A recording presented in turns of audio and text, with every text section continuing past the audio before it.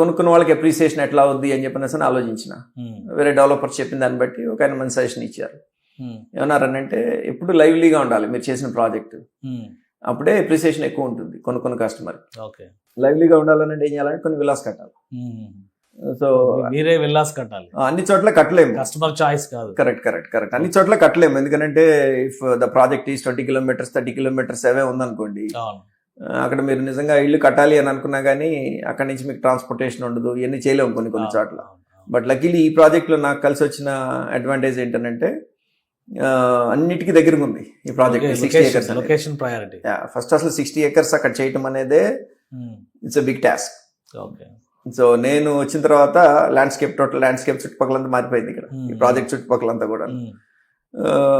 Next నేను అనుకున్న vision అంతా కూడాను దాంట్లో 100% తీసుకురావాలి, ఇంక్లూడింగ్ విలాస్. నేను 20 విలాస్ నేను కడతానని నేను అనౌన్స్ చేసినాను. జస్ట్ సో దట్ కొనుక్కున్న వాళ్ళకి ఏంటంటే కనీసం 30% 40% మినిమం నా ప్రాజెక్ట్ అయ్యేలోపు అప్రిసియేషన్ రావాలి వాళ్ళు పెట్టిన ప్రతి రూపాయికి. విలాస్ కట్టి లైవ్లీగా పెడితేనే దానికి వాల్యూ వస్తుంది కొనుక్కున్న కస్టమర్కి అనే ఉద్దేశంతో 2 years మెయింటెనెన్స్ మొత్తం నేను పెట్టుకున్నా. ఈ ప్రాజెక్ట్ మెయింటెనెన్స్ మొత్తం ఈ ఫెసిలిటీస్ ఇవ్వటమే కాకుండా ప్లస్ 3 years అక్కడి నుంచి 3 yearsకి కస్టమర్కి నా దగ్గర కొనుక్కోవాలి అని అంటే ముందుగానే ఆ 3 years కూడా మెయింటెనెన్స్కి మీరు ఫీజు పే చేయాలి అని చెప్పి ఆ 3 years మెయింటెనెన్స్ డబ్బులు కూడా ముందుగానే తీసుకొని ఆ maintaining that maintenance account, so that 5 ఏళ్ళు మీకు కంప్లీట్ గా ప్రాజెక్ట్ లైవ్లీగా ఉండాలి.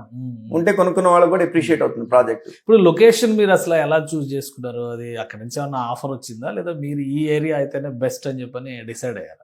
ఎందుకంటే ఆ పాయింట్ చాలా ఇంట్రెస్టింగ్ జోన్ అది. అదే కాజా టోల్ గేట్ కి పక్కనే చాలా దగ్గర, మోస్ట్ హ్యాపెనింగ్ ప్లేస్ అది ఫ్యూచర్ లో. చాలా ప్రాజెక్టులు కూడా అక్కడ దగ్గరలో వస్తున్నాయి. ఆ లొకేషన్ ఎలా చూస్ చేసుకున్నారు? సో నాకు ఆ లొకేషన్ ఎందుకు చూస్ చేసుకున్నాను అని అంటే కనుక that is the most happening location after the capital.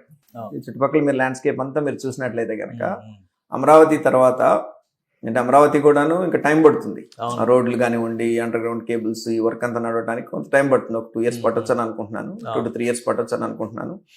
But ఈ లొకేషన్ ఎందుకు చూస్ చేసుకున్నాను అని అంటే కనుక అసలు ట్రై సిటీ అని పేరు పెట్టడానికి రీజన్ ఏంటంటే it is 20 minutes from 3 major cities. Try city అనే పేరు ఎట్లా వచ్చింది అని అంటే గుంటూరుకి 20 minutes, విజయవాడకి 20 minutes అండ్ అమరావతికి 20 minutes. మూడింటికి కూడా 19 kilometer డిస్టెన్స్ లో వచ్చింది మనం. అండ్ ఈవెన్ ఇటు తెనాలికి కూడా 19 kilometers వచ్చింది. సో అదే ఆలోచించలేదు. తెనాలి రోడ్ కూడా ఏదో డెవలప్ అవుతుంది నెక్స్ట్. అంటే ఇప్పుడు మా ముందు నుంచి ముందుకెళ్తే కనుక it is connecting to that Tenali and Chilmuru road, అది కూడా కనెక్ట్ అవుతుంది. And on top of it ఇక్కడ మేజర్ మంచి ఫ్యాక్టర్ ఇక్కడ మా లొకేషన్కి అడ్వాంటేజెస్ గా కాబోతుంది ఏంటంటే కనుక butterfly junction. So all roads are leading to that butterfly junction. National highway works కూడా స్టార్ట్ అయిపోయింది ఆల్రెడీ, ఇప్పుడు డైవర్షన్ స్టార్ట్ చేశాడు, బటర్ఫ్లై జంక్షన్ స్టార్ట్ అయిపోయింది. అండ్ ఈవెన్ వెస్ట్ బైపాస్ కూడాను వర్క్స్ అని అయిపోయినాయి. ఈ బటర్ఫ్లై జంక్షన్ అవగానే అది కూడా మొత్తం మీకు ఓపెన్ చేసేస్తున్నారు. And on top of it ring road ఇక్కడే కనెక్ట్ అవుతుంది, ఇన్నర్ రింగ్ రోడ్. వస్తుంది. And outer